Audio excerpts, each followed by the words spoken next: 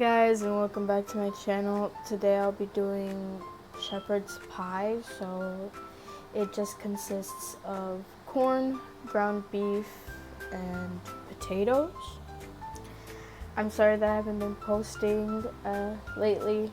A lot of things have been going on, sick and studying, so I haven't been posting very often, but today I am, and today we're cooking shepherd's pie. So let's get into it. First, we're gonna start with cooking the ground beef. For this, you need 1 carrot. You'll be cutting it in half and then cutting those halves into halves. So you'll end up with 4 pieces, and just cut them into tiny pieces. So you just have tiny pieces of carrot in your ground beef.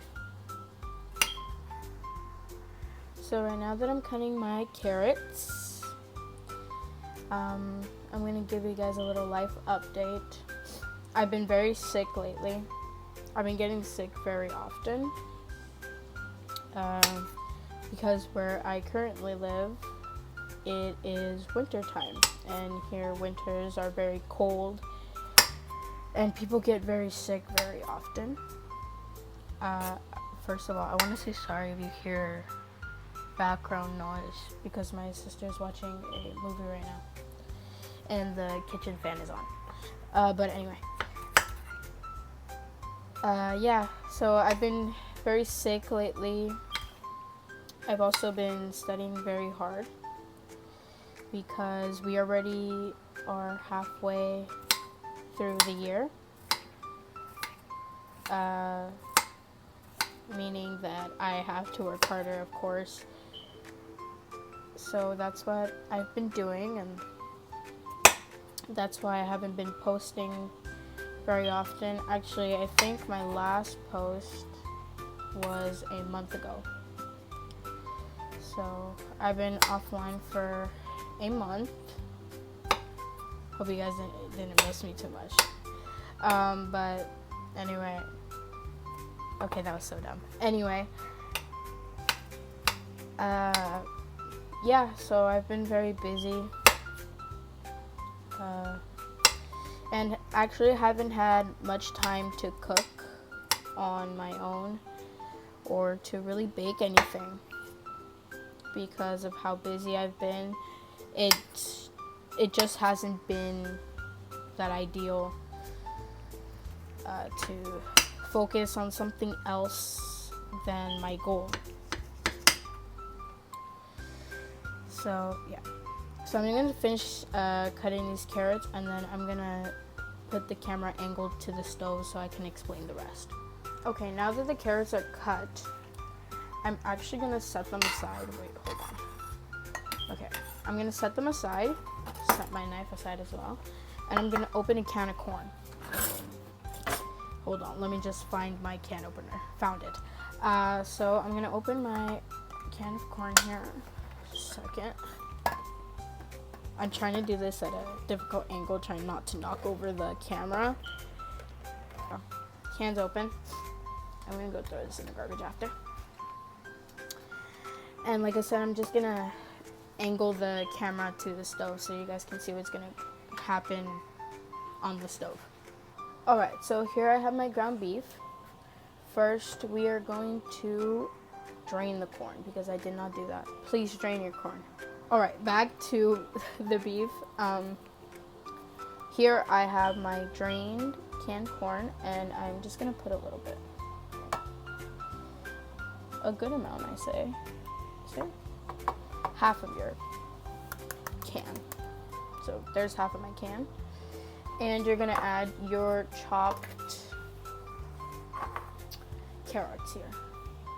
Hold on, just a second. Go. So, because I'm a very clumsy person, some might fall to the side, but it's fine. Okay, none fell to the side. There you go. So now you have your corn and your carrot. And there goes my spoon. Anyway, you have your corn and your carrot, and you are just going to mix that. My stove is at 4. I'm assuming it's not medium, isn't medium heat. Anyway, my stove's at 4. I say medium heat. Put it at medium heat. Now that your corn and your carrot is mixed in, you are going to take a little bit of salt. Okay. A little salt. Make sure that your beef is not plain, because in shepherd's pie, all you will taste is the flavor of the meat and your potatoes with the butter and whatever. That comes later. Here I have chicken bouillon.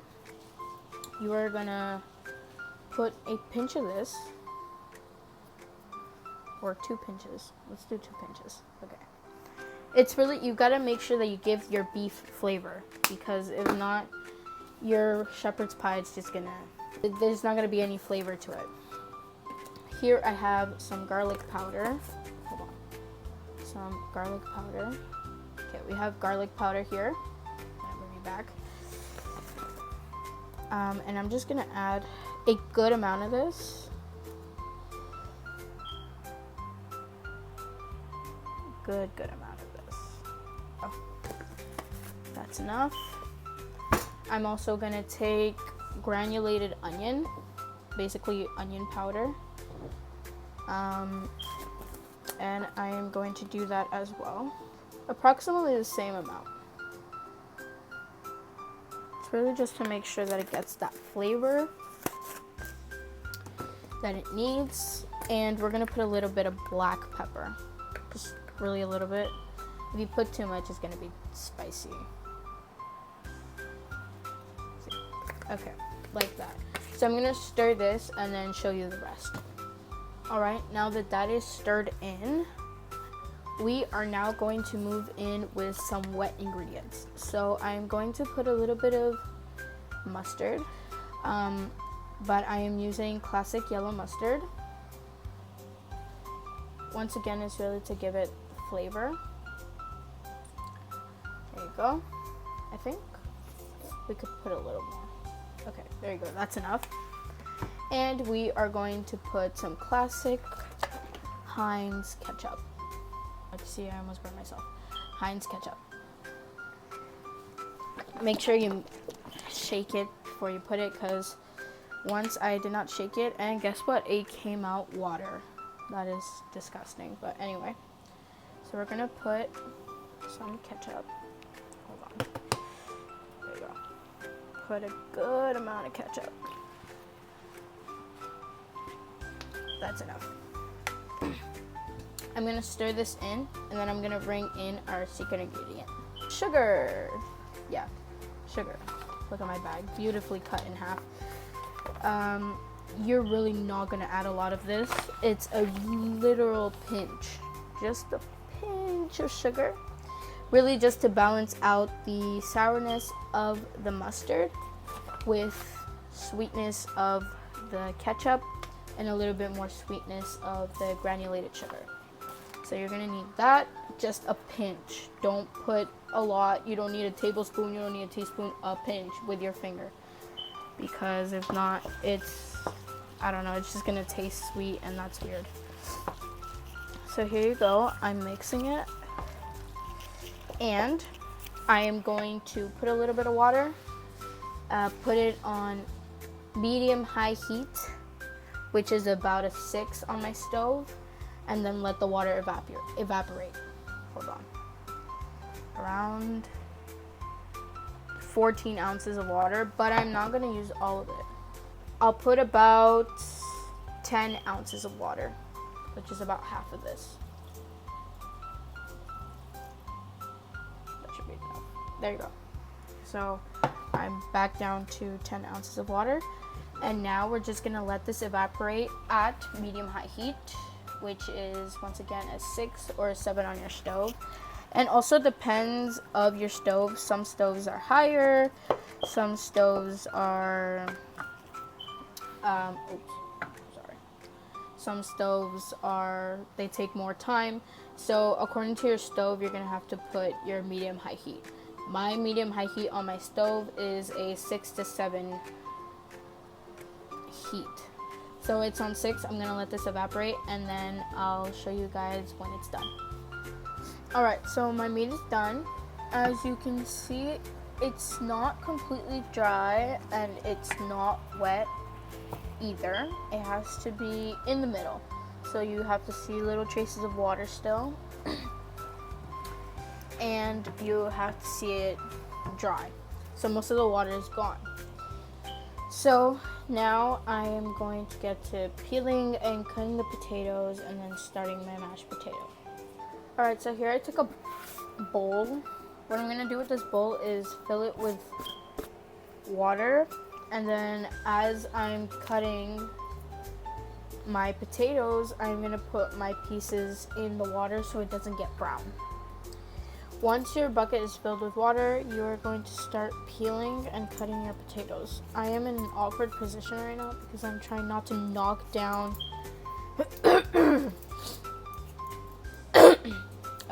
my camera.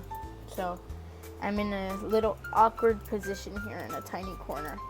But anyway, so I'm cutting my potato. What's funny is that when you cook, you have to be organized, right? I am not an organized person, so the fact that I have very limited space to work in and I'm still not organized, meaning that things are still all over the place. You probably can't see, but I have things all over the place surrounding me. There's some things that I haven't put back yet. And I have very minimum space for this. So, and I'm just not working with the space that I have. I really am not. I'm gonna finish peeling this potato and then I'll cut it on camera. So I'm just doing this the long way for the camera. So what I did was that I peeled one potato and I'm gonna cut it.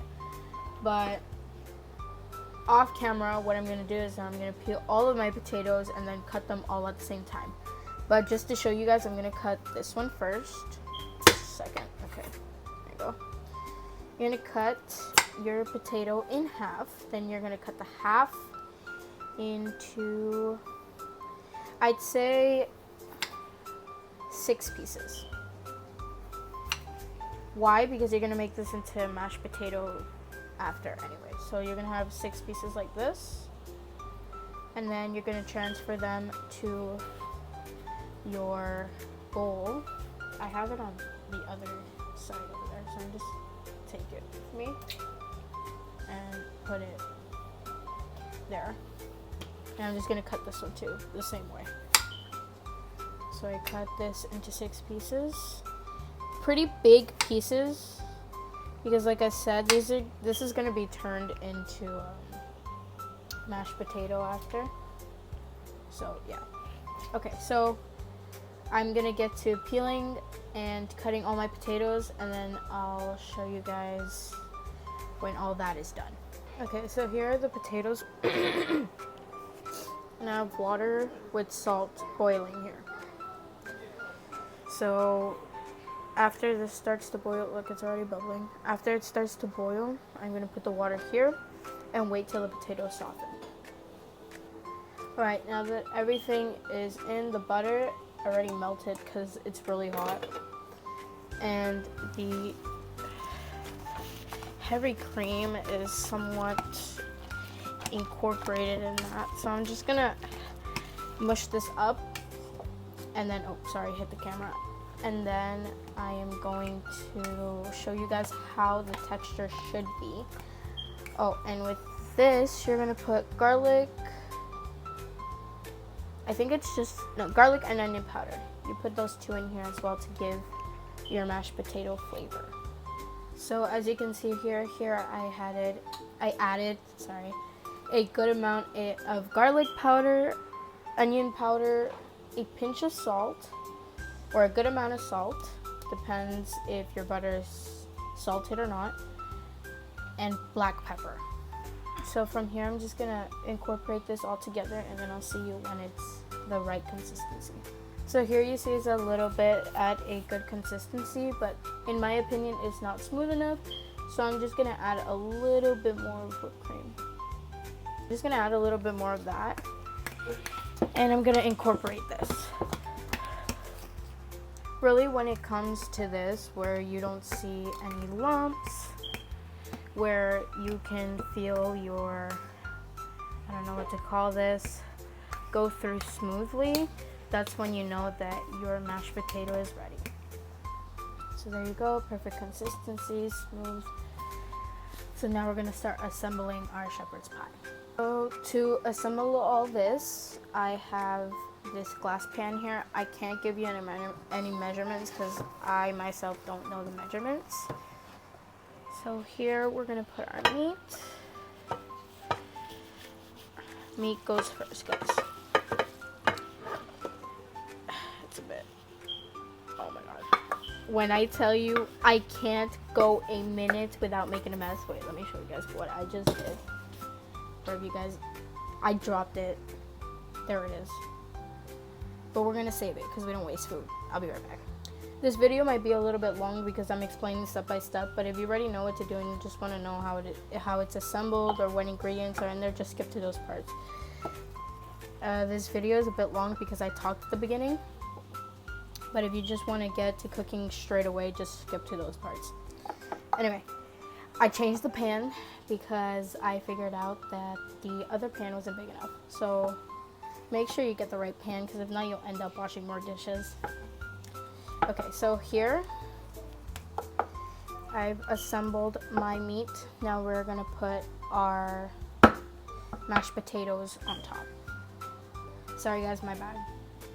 It's not mashed potatoes first, it's corn. So we put more corn.